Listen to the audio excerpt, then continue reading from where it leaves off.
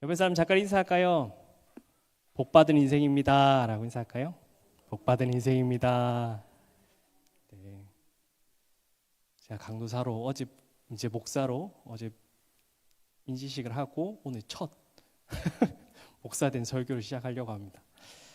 뭐 목사가 된 순간부터 뭐 어깨는 더 무겁고 사역이 더 무겁겠지만은 오늘 설교가 더 제 첫걸음이라고 생각하고 열심히 준비한 말씀이니 이 말씀 가운데 은혜 받으시기 바랍니다. 여러분들이 세상 사람들과 또 이 교회를 다니는 이 성도들에게 가장 사랑받았던 복음성가가 있습니다. 혹시 그 복음성가가 무엇인지 아시나요? 느낌으로 딱 오시는 게 있을 건데 세상 사람들 많이 알지 못할 건데 무엇을 가장 많이 알고 불렀던 이 찬양일까요?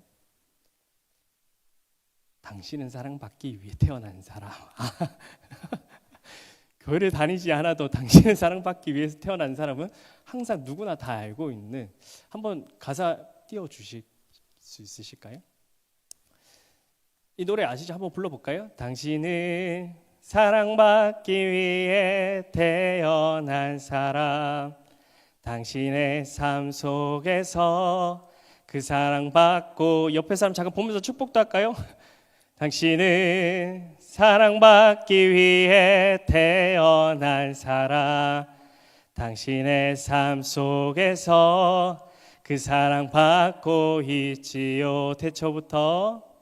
태초부터 시작된 하나님의 사랑은 우리를 만남을 통해 열매를 맺고, 당신이 이 세상에 존재함으로 인해 우리에게 얼마나 큰 기쁨이 되는지. 아멘. 사이가 별로 안 좋으신가 봐요. 쳐다보지도 않으시고 그냥 저한테만 주시는 축복 감사합니다. 오늘 이곳에 우리 모두, 그리고 그 세상의 모든 사람들은 사랑받고 자란 자들입니다. 사랑받고 사랑하기 위하여 또 살아가는 사람인 줄 믿습니다. 세상에 어느 누구도 그 아무런 관심이 전혀 없는 그 자신의 힘만으로 살아왔던 사람은 이 땅에 어느 누구도 한 명도 없을 줄 생각되어집니다. 누군가로부터 무언가로부터 늘 항상 우리는 받으며 살아왔던 존재가 바로 오늘날 우리의 인생이라고 말할 수 있습니다. 나를 돕는 사람이 누구인지, 나를 사랑하는 사람이 누구인지 알 수 없을 때도 있지만, 그럴 때도 분명히 나를 누군가 그 도움과 사랑을 받으며 산다라는 것을 우리는 잊지 말아야 된다라는 겁니다. 나는 볼 수 없어도 나를 기억하며 나를 위하여 기도하는 사람, 그리고 나를 사랑하는 사람, 그 돕는 손길이 우리들에게 항상 인생에 함께 하여진다라는 겁니다. 그 중에 가장 큰 사랑이 도움이 어디서 올까? 우리의 사랑이 무엇일까라는 것은 이 성경에 가장 그게 누구인지를 분명하게 드러내고 있다라는 겁니다. 온 세상 우주 만물을 만드시고 이 땅을 다스리실 뿐만 아니라 통치하시는 그 하나님께서 오늘 사람을 사랑하신다라고 말씀하십니다. 오늘 그 사랑하는 그 증거가 무엇인가요? 예수 그리스도를 이 땅에 우리에게 보내주시고 오늘 그 예수 그리스도의 십자가에 못 박힘으로 우리 그 사랑을 보여주신 것이 바로 이 예수 그리스도의 사랑이라는 겁니다. 바로 오늘 그 사랑은 누구 때문입니까? 그 죄, 그 사랑을 받는 이유가 무엇입니까? 우리의 죄 때문이요, 우리의 사랑 때문이라는 겁니다. 자신의 죄로 아름답고 기쁨이 넘치는 그 인생을 살아갔던 어느 한 인간들에게 그에게 그 말할 수 없는 그 죄악으로 그 하나님 앞에 범죄함으로 인해 인간은 스스로의 고통스러운 삶을 자초했던 것이 인간이었습니다. 그래서 인간은 그 스스로의 어떤 회복도 하나님 앞에 구원받을 수 없는 것이 바로 인간이라는 것을 성경은 알려주고 있다는 겁니다. 스스로 죄 때문에 저주의 길을 걸어가는 것이 바로 오늘날 우리 인간이라는 그런 존재입니다. 그래서 성경에서 로마서 3장 10절부터 12절은 이렇게 고백하고 있습니다. 다 같이 읽겠습니다.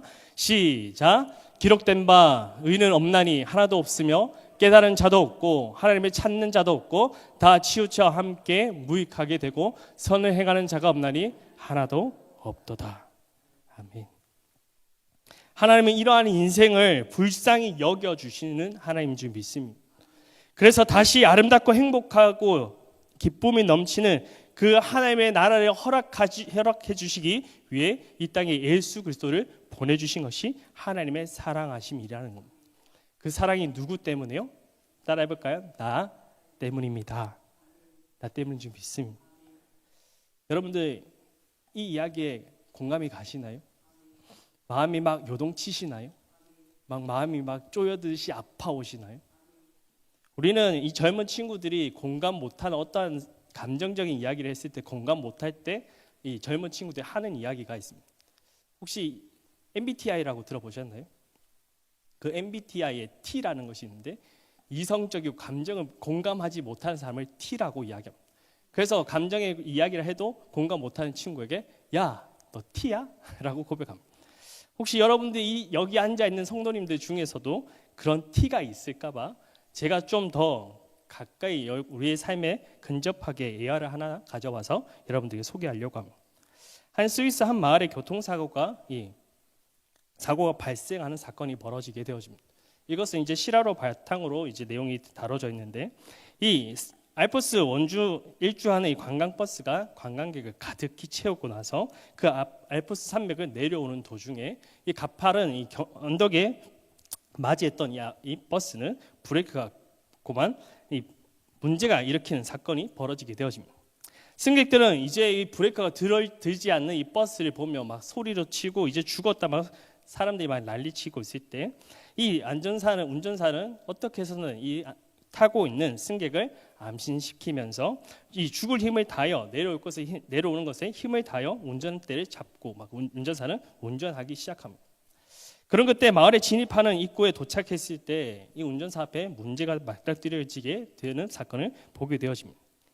마을 입구에는 한 아이들이 무리가 놀고 있었는데 이 운전사는 경적을 울리고 막 손짓으로 아이들에게 막 도망가라 어디 옆으로 피해라고 소리치지만 이 여러 명의 아이들이 그 버스 기사의 음성을 듣고 도망가였지만 한 아이만은 그 자리에서 피하지 못하고 그 버스와 충돌하는 사건이 벌어집니다.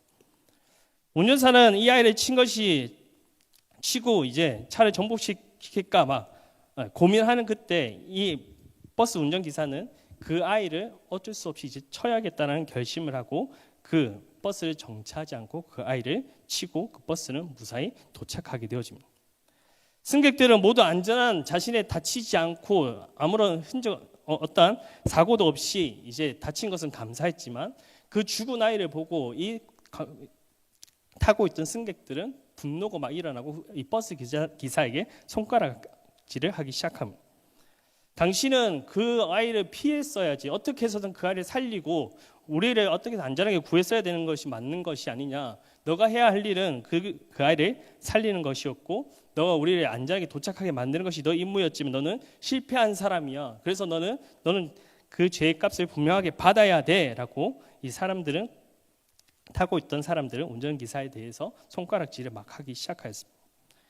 그 승객들은 모두 안전하게 구출되었지만 오늘 그 운전기사는 그 하나를 안고 갑자기 눈물을 막 흘리기 시작합니다. 사람들은 운전사를 향하여 왜 저렇게 울고 있나? 너는 그 울고 있는 사람 앞에서 멈추지 않고 손가락질하는 그때 한 마을 주민이 오늘 그 버스 기사 앞에 등장하게 되어집니다. 오늘 그 버스 기사 앞에 등장한 마을 주민은 사람들에게 소리치며 이 사람에게 무엇이 잘못이 있습니까? 이 사람이 지금 안고 있는 이 아이가 누구인지를 여러분들은 아십니까? 라고 오늘 그 마을 주민이 막 소리치기 시작하였습니다. 오늘 마을 주민이 그렇게 그 아이가 누구인지를 묻자 오늘 그 아이는 아버지 그 외아들 오늘 버스 기사의 하나뿐인 아들이 오늘 치어 죽었다라는 그 사건이었습니다. 그 마음껏 다른 사람을 누리며 그렇게 편안하게 생활했던 그 운전기사 욕했던 그 모든 관객들은 그 말이 멈추어지고 오늘 그 승객들을 모두 살리는 대신 자신의 자식을 죽여야 했던 아버지의 오늘 이야기입니다.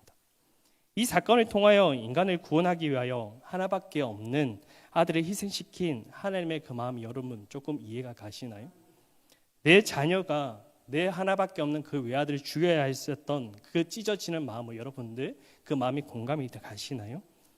오늘 그 가슴이 미어지는 하나님의 사랑으로 오늘 한국교회가 설립이 되었고 그 사랑으로 마음껏 누리며 우린 다른 사람에게 전하시려고 오늘 이 교회를 몸된 교회를 하나님께서 만드셨습니다.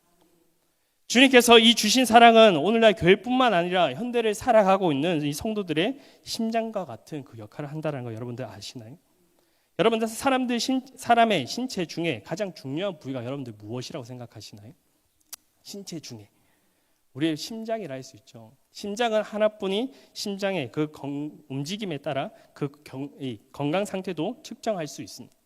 심장은 인간이 필요로 하는 영양소, 산소, 운반의 적재적인 공급을 하는 것이 바로 이 심장의 역할이라 할 수 있습니다. 심장이 병들고 약해지면 몸의 전체의 기능이 약해져서 쓰러질 줄 모르기 때문입니다. 그만큼 심장은 인간의 몸에서 가장 중요한 부위라고 할 수 있습니다. 만약 그 심장이 멈춰버리면 여러분들 그 신체를 한번 생각해 보시겠어요? 심장이 멈춰진 그 신체를 볼 때 어떠한 모습인가요? 생기는 없고 그 모든 기능이 멈추어 버리는 것을 발견하게 되어진다는 겁니다. 그렇게 탁월했던 신체 부위라 할지라도 이 기능이 상실되어 버린 그 모습을 발견할 수 있다는 겁니다. 사람에게 있어서 가장 중요한 부위는 이 심장이라 할 수 있습니다. 생명과 직결된 부분이 심장이고 그 심장은 역동적이고 뜨겁고 애정적인 우리 다른 표현을 할 때도 그 심장에 대한 이야기를 한다는 것을 우리는 알 수 있습니다. 사실 우리 심장은 몸 구석구석 이 뜨거운 피를 뿜어내는 추진력을 중심으로 하고 있는 것이 심장인데, 심장으로 했을 때 단순히 드러나는 것이 오늘 우리의 비교적으로 그 심장을 이야기하면 그 뜨거운 마음, 그 열정, 인격적인 그 하나님의 마음에 담아있는 그 사랑을 표현할 때도 우리는 심장의 마음이라고 표현하게 되어집니다. 우리를 움직이게 하며 교회답게 하는 것이 그 심장의 역할이 무엇이라고 생각하시나요? 바로 하나님의 사랑인 줄 믿습니다. 하나님의 사랑만이 오늘 우리 교회를 움직이는 것이고 성도가 변화받고 성도가 다시 성도답게 살아가게 만드는 것이 오늘 하나님의 사랑이라는 겁니다. 이 사도 바울이 에베소서에 특별한 애정을 가지고 있었던 교회였습니다. 바울의 전도 여행을 보게 되어지면 가장 오래 사역했고 오래 말씀을 전했던 교회가 여러분들 어딘지 아시나요? 네, 눈치 빠르시면 바로 아시겠죠. 바로 이 에베소 교회라는 겁니다. 3년 동안 가까운 체류를 하며 복음 사역했던 장소가 바로 이 에베소 교회라는 겁니다. 옥에 갇혀 있음에도 바울은 에베소 교회를 생각하며 그 애정을 담아서 오늘 이 에베소를 위한 그 기도 제목문을 적었던 내용이 오늘 이 본문의 내용입니다. 오늘 본문 내용을 한번 여러분들 길지만 다시 한번 읽어보도록 하겠습니다. 다 같이 읽겠습니다. 에베소서 3장 14절부터 19절 다 같이 읽겠습니다. 시작. 그의 영광으로 풍성함을 따라 그의 성령으로 말미암아 너희 속사람의 능력으로 강건하게 하시오며 믿음으로 말미암아 그리스도께서 너희 마음에 계시게 하시옵고 너희가 사랑 가운데서 뿌리가 박히고 터가 굳어져서 너희 모든 성도와 함께 지식에 넘치는 그리스도의 사랑을 알고 그 넓이와 길이와 높이와 깊이가 어떠함을 깨달아 하나님의 모든 충만하신 것으로 너에게 충만하게 하시기를 구하노라. 하나 더 있습니다. 옆에 넘어가서 네, 끝입니다. 네, 구하노라. 이 사도 바울이 교회를 위한 기도문이 가장 드러나 있는 건 이 내용 중에 어떠한 것이 여러분들 눈에 잘 들어오시나요? 그리스도의 사랑을 알고 그 넓이와 길이와 높이를 깊이를 깨닫게 해 달라는 기도문입니다. 예수 그리스도에 대한 심장 박동이 제로가 되어진다면 사람의 모든 삶의 행동이 멈추어지는 것처럼 오늘 그리스도의 뜨거운 열정과 애정이 식어진다면 그 호되는 멀쩡히 살아있는 것 같으나 그 영적은 어떻게 되어 있는 거죠? 죽어 있다라는 겁니다. 영적인 시체가 되어진다라는 겁니다. 그리스도의 사랑을 그렇게 강조하고 기도했던 바람과 달리 요한계시록의 그 뜨거웠던 교회는 어떠한 교회가 되어버렸는지를 요한계시록은 이 에베소서에게 이렇게 기록하고 있습니다. 요한계시록 2장 4절입니다. 다 같이 읽겠습니다. 시작. 그러나 너를 책망할 것이나니 너의 처음 사랑을 버렸느니라. 처음 사랑을 버렸다. 핵심이 그 말로 너에겐 사랑이 이제 없어졌다라고 고백합니다. 기본과 근본이 그들에겐 그 교회 안에 사라진 진 껍데기만 남은 교회가 되어버렸다라는 것을 말씀하고 있는 겁니다. 물론 주님은 칭찬 또 그 에베소서에게 많은 것을 하셨던 것이 하나님이셨습니다. 2절 한번 볼까요? 요한계시록 2장 2절입니다. 그들의 칭찬입니다. 다 같이 읽겠습니다. 시작. 내가 너 행위와 수고와 내 인내를 알고. 주님의 친히 인정하시는 이 에베소서 교회가 어떤 모습이라고요? 수고와 인내를 알고 계신다라고 고백합니다. 이처럼 멋진 여러분 교회에 대한 칭찬이 어디 있겠습니까? 이방 도시에서 복음을 증거하고 그 복음을 지키기에 얼마나 아름다운 모습이었기에 하나님이 이렇게 칭찬을 하실까요? 얼마나 많은 고초와 고난이 그들에게 있었을까요? 하나님의 그 이방의 이 에베소서에 수많은 사람들이 왕래하며 이방인들의 복음을 전했던 그들에게 얼마나 고난과 아픔이 그들의 시절이 있었을까요? 그럼에도 그들은 무엇한다고요? 수고하고 인내하고 복음을 전했던 그들이라는 겁니다. 이것을 사랑하며 하나님의 말씀대로 살려고 그것을 잣대를 가지고 하나님의 열심을 다했던 것이 이 에베소 교회입니다. 칭찬이 이것뿐만 아니라 또 3절도 이렇게 이야기하고 있습니다. 2장 3절입니다. 요한계시록 2장 3절.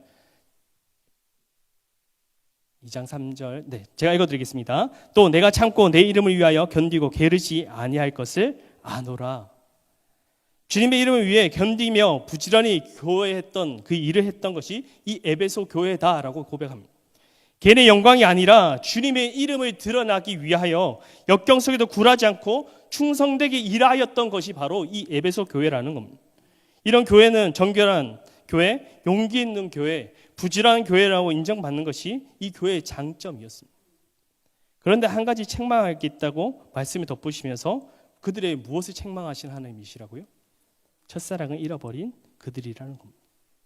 수고하고 인내하는 것은 충분히 인정하지만 신앙의 전통을 지키며 애쓴 것도 칭찬하지만 정말 그들이 가지고 있어야 할 예수님의 그 대한 그 첫사랑을 잃어버렸다라는 것을 경고하고 계신다라는 겁니다.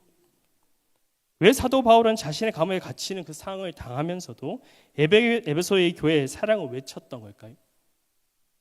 여러분, 사랑을 잃는다는 게 무슨 의미일까요? 형식은 있으나 내용이 잃은 사랑이 아닐까요? 입으로 하나님을 찬양하지만 깊은 마음속 그 감격은 사라진 것이 아닐까요? 하나님의 조건으로 내걸며 불평하고 불만을 쏟아내었던 그들의 모습이 아니었을까요? 습관적으로 기도하고 찬양하지만 하나님을 향한 그 마음은 식어져 버린 이 에베소서의 모습이 아닐까 하는 겁니다. 감사는 사라지고 원망과 분노에 사로잡힌 모습, 그런 모습이 사랑이 잃어버린 모습이 아닐까요? 신앙의 내용은 없고 껍데기만 그럴듯한 게 사랑의 잃은 모습이 아닐까요? 사도 바울은 이 에베소서에 그 사랑을 잃어버리면 성도가 어떻게 변질되어 버리는지를 기록하고 있습니다. 에베소서 4장 18절부터 19절입니다. 에베소서 4장 18절 19절 다 같이 읽겠습니다. 시작. 그들이 총명이 어두워지고 그들 가운데 있는 무지함과 그들의 마음이 굳어짐으로 말미암아 하나님의 생명에서 떠나 있도다. 그들이 감각 없는 자가 되어 자신의 방탕함에 방임하여 모든 더러운 것을 욕심으로 행하되. 전에 우리를 다 그 가운데 그 육체를 따랐던 옛 모습, 옛 습관, 너희들이 예수님을 사랑할 예수 그리스도를 사랑하기 그 전으로 모습이 너희들이 다시 돌아간다라고 말씀하시는 겁니다. 여러분, 더러운 거 욕심으로 행하되라는 것이 무슨 말씀일까요? 육체의 욕심을 따라 살아가는 존재가 다시 되어버린다라는 겁니다. 이 말은 세상 길로 그들이 다시 돌아가는 그 의미를 포함하고 있는 말씀이라는 겁니다. 우리가 세상이라고 말하는 하나님의 그 통치받지 않는 그 자들의 모습과 그 행실의 그 길에 서는 것이 우리들의 모습이 되어버린다는 것을 말씀하고 있다는 겁니다. 그래서 눈에 보이는 것, 좋아하는 것을 따라서 자신의 삶을 살아가는 그 자체가 다시 변질로 되어진다는 겁니다. 하나님의 기뻐하는 것보다, 하나님의 사랑하는 것보다 하나님의 무엇이 즐거울까, 하나님이 행복해 하실까가 걱정하고 고민하는 것이 아니라 이제는 내가 무엇을 행복해 할까, 내가 어떤 것을 기뻐할까, 내가 무엇을 해나가야만 행복하고 즐거운 삶을 살아갈 수 있을까, 그것이 꽂혀서 살아가는 것이 어리석은 그 마음을 잃어버린 자의 모습이라는 겁니다. 마치 지금 이 땅에 살아가는 주어진 것에 그것이 나에게 천국이라고 고백하며 그것이 행복이라고 말하고 있는 그 어리석은 삶을 살아가는 것이 성도의 모습으로 변질되어진다는 겁니다. 여러분, 사랑이 잃어버리면 이것이 한 사람의 성도만의 문제일까요? 여러분, 이 공동체가 이 성도들이 사랑을 잃어버린다면 이 공동체도 그 사랑을 잃어버린 것과 동일한 겁니다. 여러분, 교회가 하나님의 사랑을 잊어버린다면 어떠한 교회가 될 거라고 여러분들이 생각하시나요? 자신의 만족을 위한 공동체로 변질되어 버립니다. 내 욕심 채우기 위한, 내가 행복하기 위한, 내가 조금 더 낫기 위한 예배의 공간으로 바뀌어진다라는 겁니다. 여러분, 이 예배 자리는 누구의 주인공이신가요? 오늘 여러분들이 이 예배에 나올 수 있었던 그 은혜가 무엇입니까? 그것이 바로 하나님의 사랑입니다. 오늘 여러분들이 걸어 나오는 것, 예배 나오는 것, 우리는 어떠한 누군가 그냥 예배 가는구나, 예배 갈 수 있어 라고 하지만 우리는 그냥 예배가 가는 자리가 아닙니다. 오늘 여러분들 이 예배 자리에 오기 위해 예수 그리스도가 무엇을 하신 것입니까? 오늘 여기에 나올 수 있었던 것은 그 예수 그리스도의 사랑이 우리에 있기에 오늘 이 자리에 나올 수 있는 존재라는 겁니다. 오늘 이 공동체가 그 하나님의 사랑을 잊어버려질 때 오늘 이 자신의 주인이 되어 구원이 누구 받을까? 누가 받을 수 있는 자가 판단하는 교회로 변질되어진다는 겁니다. 여러분, 교회는 누가 구원받는 겁니까? 구원의 조건이 있으신가요? 우리 교회문에 들어오는 그 사람 한 사람 한 사람이 어떠한 조건을 가지고 이 예배당에 들어와야 되는 겁니까? 오늘 많은 교회는 오늘 교회 속에서 우리 보여지는 것이 참 이런 교회들이 많이 우리 또 볼 수도 있습니다. 내가 주인이 되어 그 사람이 구원을 받고 못 받고를 판단하며 그 사람을 정지하는 그런 모습들. 여러분, 교회 안에 그런 모습이 옳은 걸까요? 우리가 그 사랑을 안다면, 내가 오늘 이 자리에 있을 수 있는 이유가 무엇인지를 안다면 오늘 누군가의 그 구원에 대한, 그 사람의 믿음에 대한 그 이야기를 내 입에서 뱉을 수 있을까요? 그것은 뱉을 수 없겠죠. 오늘 그 주인공, 오늘 우리 교회 안에 우리가 그 사랑을 잃어버린 공동체는 그렇게 변질되어지는 겁니다. 내가 이 자리가 내 영광이 나타내야 되고 내 자랑이 나타나야 되고 내 이름이 올라가야만 되는 것이 이 교회가 되어버리는 겁니다. 여러분들이 주어지는 직분들도 있습니다. 집사도 있고 안수 집사도 있고 서로에 다 주어지는 그 직분들에 우리는 감당하는 자들입니다. 그런데 여러분들 어떤 분들은 이 직분을 계급으로 생각하는 분들도 있습니다. 여러분들 이 신분이 우리에게 주어지는 그 직분이 우리에게 여러분들 높낮이신가요? 하나님의 사랑을 잊어버리면 오늘 우리 그 직분은 자신의 계급이 되어집니다. 내가 이 교회에 무엇을 어떻게 하든 내 마음대로 할 수 있다고 생각하는 것이 이 사랑을 잊어버린 이 직분자의 모습이라는 겁니다. 여러분, 우리 직분은 무엇하는 자리죠? 우리는 그 사랑을 빚진 자, 우리가 더 큰 사랑을 하나님 앞에 갚아야 되는 그런 직분인 줄 믿습니다. 사명이란 오늘 여러분들 사랑이란 우리에게 무엇입니까? 고린도전서 13장에 사랑의 정의를 이렇게 하고 있습니다. 사랑이 없으며 어떠한 노력과 헌신, 봉사도 아무것도 아니라고 전하고 있습니다. 사랑은 오래 참고 온유하며 자랑하지 않고 불의를 기뻐하지 않는 것이 사랑이다라고 고백합니다. 오늘 그 사랑의 원천이 누구이십니까? 그 예수 그리스도가 우리들의 원천입니다. 사랑이신 예수 그리스도를 우리 기억해야 하는 겁니다. 내 성도 한 사람 한 사람뿐만 아니라 이 교회가 오늘 그 예수 그리스도를 우리의 사랑을 주셨던 것을 기억해야 되는 겁니다. 그분이 우리 안에 거하심으로 우리는 그 첫사랑이 회복되어질 수 있는 겁니다. 사랑 우리 성도 여러분, 우리 한국교회가 왜 이렇게 흔들릴까요? 왜 이렇게 흔들리는 교회가 되어버리고 말았을까요? 이 한국교회가 얼마나 여러분들 축복받은 교회인 줄 아십니까? 한국교회가 얼마나 급성장하고 얼마나 많은 선교사를 배출했던 것이 이 한국교회입니다. 자랑거리가 얼마나 많은 것이 또 한국교회였습니다. 세상에 어디 나가든 바깥에 나가면 교회 다니는 사람, 착한 사람, 진짜 인정받는 사람의 우리 교회의 모습이었습니다. 또 얼마나 열정이 있는 한국교회였습니까? 여러분들 주일학교 여러분들 과거에 돌아보시면 기억하시죠? 주일학교 어떻게 보내셨는지. 그때는 컴퓨터, PPT 이런 거 없습니다. OH 필름에 막 그림도 그리고 되어있지 막 종이 막 커다란 종이 선생님들이 넘기셨던 거 기억하시나요? 그 선생님들 그거 하나하나 그리려고 몇 달을 밤새면서 그리면서도 행복해했던 것이 한국 교회였습니다. 신앙을 지키려고 수고와 이웃을 사랑한 봉사도 끊임없이 수행했던 것이 한국 교회였고, 오늘 그 교회가 이 세상 속에서 빛과 소금을 감당하기 위해서 늘 헌신하고 내 것을 내려놓는 것을 기꺼이 망설임 없이 앞에 나서서 순종했던 것이 바로 이 한국 교회였습니다.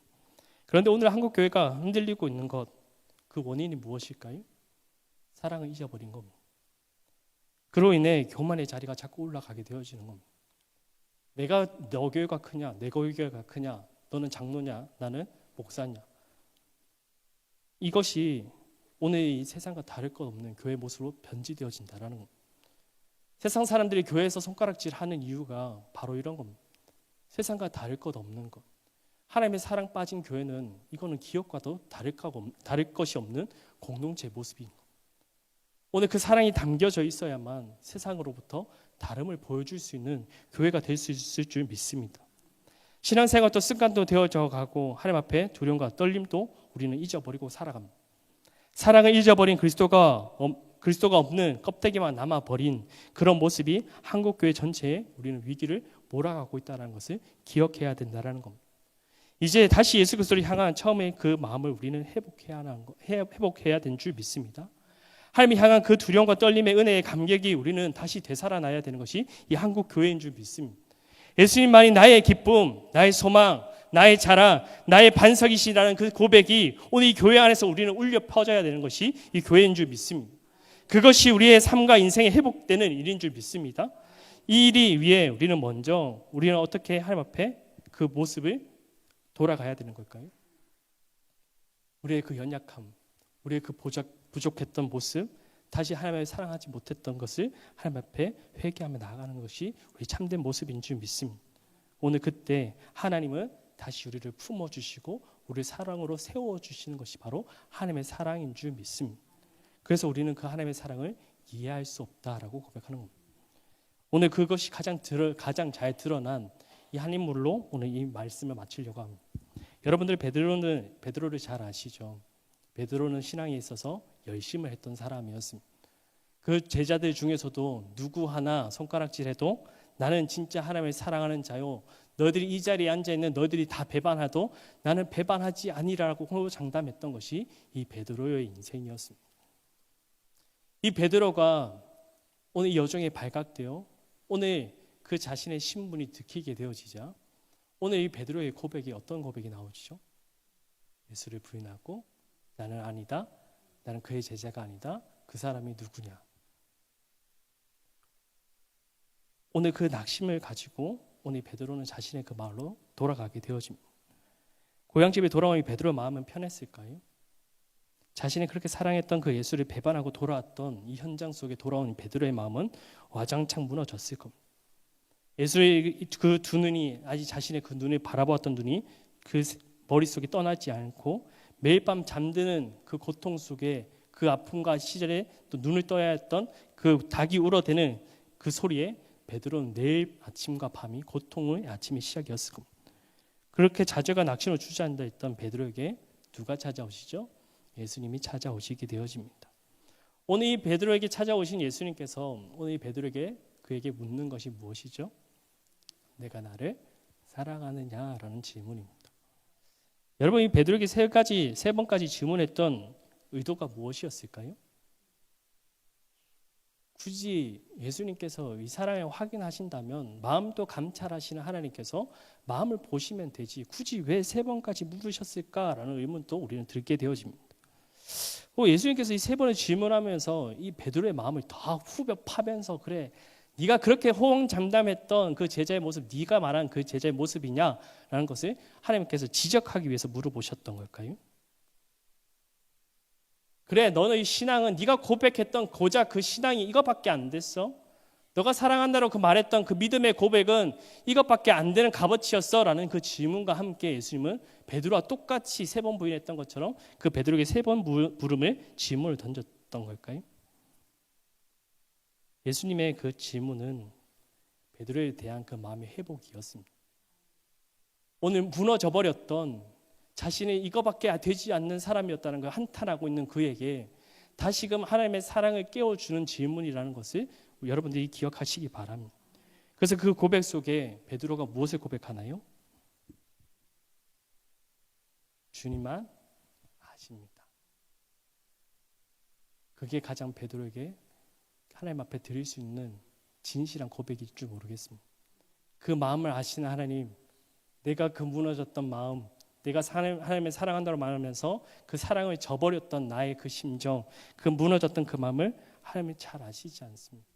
그것을 하나님 봐주십시오라고 고백하는 것이 이 베드로의 고백이라는 겁니다. 여러분, 주님의 헌신할 수 있는 능력은 어디서부터 나오는 걸까요? 하나님의 사랑으로부터 나오는 겁니다. 아무리 헌신하고자 하는 마음이 가져도 사랑 없이는 진정한 헌신이 나올 수 없는 줄 믿습니다. 사명을 알고 사명을 감당하려고 하지만 그보다 먼저 갖추어야 될 게 무엇입니까? 사랑입니다. 사랑이 없이는 진정한 충성과 헌신이 나올 수 없다라는 것을 여러분들이 아셔야 되는 겁니다. 그 어떤 사랑보다도 사명보다도 우리는 그 사랑이 먼저 우선이 되어야 될 줄 믿습니다. 그 어떤 봉사도 사랑이 우선이 되어야 하고 사랑이 전제되어질 때 우리는 그 사명을 감당할 수 있는 자가 되어진다는 겁니다. 사랑이 없는 그 자에게 사명을 감당하라고요? 내가 불평, 불만, 내가 이 자리에 무엇 때문에 있을까? 내가 저 사람도 안 하는데 내가 굳이 해야 되는 걸까? 사랑이 없는 자의 고백이 그렇게 나올 수밖에 없는 겁니다. 여러분, 하나님의 사랑이 나에게 감동되어진다면 그 사명에 맡겨진 그 일에 무엇이 고백되어질까요? 사도 바울처럼 나는 기쁘다라고 이야기하는 겁니다. 주님을 사랑하지 않고서는 그분의 피 흘려 사는 그 교회를 사랑할 수 없는 겁니다. 동족을 아픔을 보시고 외면하지 않으시고 예루살렘의 성전이 무너진 것을 염려하여 눈물을 흘리셨던 그 주님의 사랑을 알지 않고서는 우린 국가에 대한 사랑을 할 수 없는 자들이라는 겁니다. 어린아이가 내게 오는 것을 금하지 말라 하시며 안고 안수해 주셨던 예수님의 사랑 없이는 우리는 어린아이들을 가르칠 수 없는 존재가 되는 겁니다. 300데나리온, 이 1,500만 원이 넘는 이 향유를 예수 그리스도의 발에 붓는 이 여인의 여러분 사랑이 없으면 그 헌신도 할 수 없다라는 겁니다. 주님을 사랑하면 우리 모든 것을 이길 수 있는 줄 믿습니다. 모든 것을 희생할 수 있는 사람이 되어진다라는 겁니다. 아무리 어려운 일도 할 수 있게 되어지고 어떠한 상황과 환경에 처해 있어도 그 사람은 항상 그 천국에 사는 자와 같이 살아가는 자가 되는 줄 믿습니다. 사랑이 잃어버린 우리에게 여전히 찾아 벌레보다 못한 하나님의 사랑은 또 오늘 우리에게 찾아오셔서 사랑한다라고 고백하여 주신다라는 겁니다. 이것이 바로 그리스도의 하나님의 사랑의 음성인 줄 믿습니다. 이것이 우리에게 다시금 이 땅에 살아갈 일어설 수 있는 힘과 능력이 되어주시고 오늘 그것이 능력이 되어 내가 이 땅에 주어진 그 사명을 감당할 수 있는 자가 되는 줄 믿습니다. 이 로마서 8장 35절부터 39절 한번 읽고 마치도록 하겠습니다. 다 같이 읽겠습니다. 시작. 누가 우리를 그리스도의 사랑에서 끊으리요? 환난이나 권고나 핍박이나 기근이나 적신이나 위험이나 칼이랴. 기록된 바 우리가 종일 주를 위하여 죽음을 당하게 되며 도살을 당할 양이 여김을 받았나이다 함과 같으니라. 그러나 이 모든 일에 우리를 사랑하시는 이로 말미암아 우리는 넉넉히 이기느리라. 내가 확신하노니 사망이나 생명이나 천사들이나 권세자들이나 현재 일어나는 장래 일이나 능력이나 높음이나 깊음이나 다른 아무 피조물이라도 우리를 우리 주 예수 그리스도 안에 있는 하나님의 사랑에 끊을 수 없느리라. 아멘. 오늘 그 사랑을 품고 여러분들이 그 사명에 마지막 부르시는 그날 오늘 그 자리에 이르기까지 하나님의 그 첫사랑을 잊지 않고 여러분들을 품고 살아가는 이 교회와 여러분들 되시기를 주님을 축복합니다. 기도하겠습니다.